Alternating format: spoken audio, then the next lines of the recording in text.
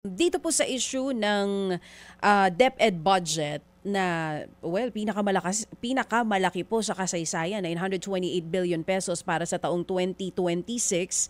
Isa po sa isinusulong ninyo ay yung pagkakaroon ng hiwalay na Deputy Ombudsman na tututok po sa edukasyon maging sa social services.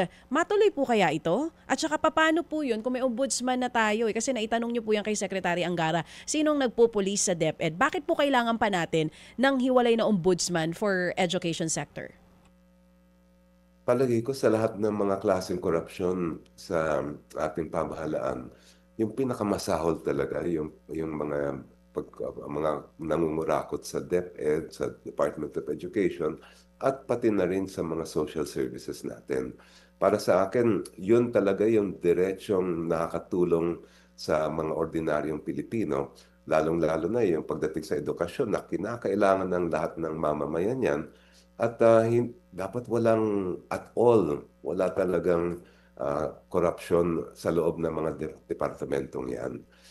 Minsan ay hindi talaga natututukan yan ng ombudsman o ng ibang mga law enforcement at ng mga prosecutorial agencies natin. Kaya sa tingin ko maganda kung magkaroon tayo ng deputy ombudsman.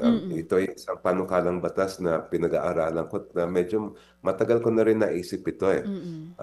Kung magkakaroon tayo ng deputy ombudsman sa education and social services, pati yung mga proseso sa loob ng DepEd, halimbawa yung procurement ng mga textbooks, laptops, yung mga ibang matagal nang nagiging reklamo ng iba na talagang merong mga hindi tamang nangyayari doon at maraming katiwalian, ay mabubuksan niya. At may mga makikita siyang mga anomalya ay makakasuhan agad. Oo. Paano po yun? Yung pong gusto ninyo mangyari, hiwalay na office from the ombudsman or magiging under po siya ng opisina ng ombudsman? Under. Ayun, naputol ulit. Pero mukhang under. Ulit. Mukhang under ombudsman. Mukhang under ombudsman. Ang sinasabi ni Congressman. Oo, kasi yung binabanggit niya na textbook, napag-usapan iyon eh. Oo, nitong nakaraang budget hearing. Dito nga po sa Kamara, dito sa budget nga, 928 billion peso budget ng DepEd. Ayan po, yes po, Attorney Shell?